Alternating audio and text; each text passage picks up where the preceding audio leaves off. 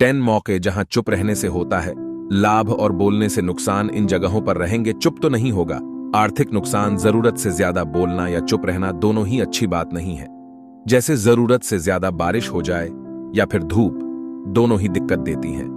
उसी तरह अनावश्यक बोलने से भी काफी नुकसान होता है। अगर आपको कहीं चुप रहने से आर्थिक लाभ हो रहा है तो वहां चुप रहने से कोई समस्या नहीं है।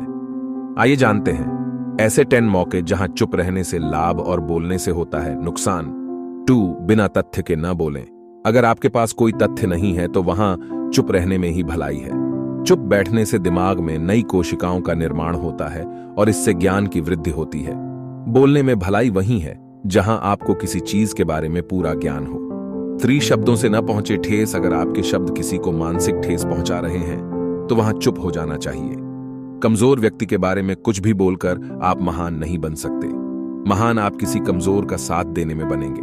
4, पवित्र वस्तुओं का न करें। अपमान, कोई वस्तु आपके लिए अपवित्र है और वही वस्तु दूसरों के लिए पवित्र है तो वहां आपका चुप रहना चाहिए।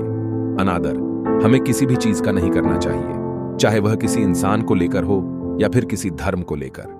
अपमान करने से आप महान नहीं बन सकते। 5, क्रोध में रहें। चुप चुप रहना आदर या सम्मान देने की निशानी होती है। इससे न कोई छोटा होता है और न ही बड़ा।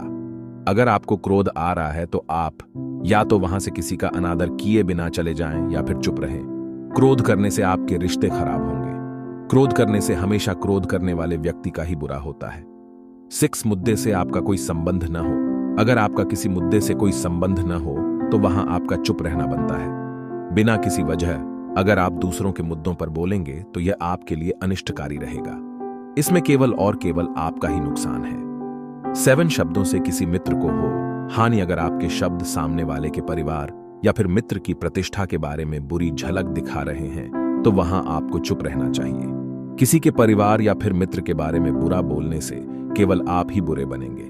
जो चीज आसानी से खत्म की जा सकती है उसे अपने शब्दों से बड़ा न करें। 8, बिना चिल्लाए न करें कोई बात। अगर आप बिना चिल्लाए कोई बात नहीं कह सकते तो वहां आपका चुप रहने में ही भलाई है।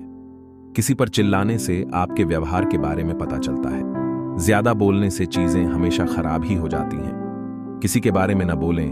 नीति शास्त्र के अनुसार जो अपने मुंह को बंद रखता है और बुद्धि से काम करता है वही इंसान